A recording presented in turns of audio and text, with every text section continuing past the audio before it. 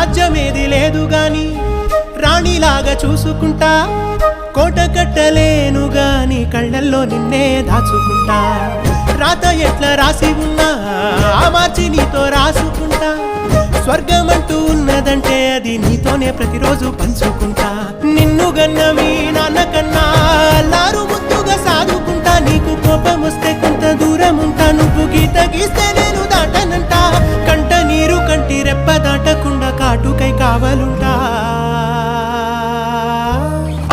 రాంబాయి నీ మీద నాకు మనసాయనే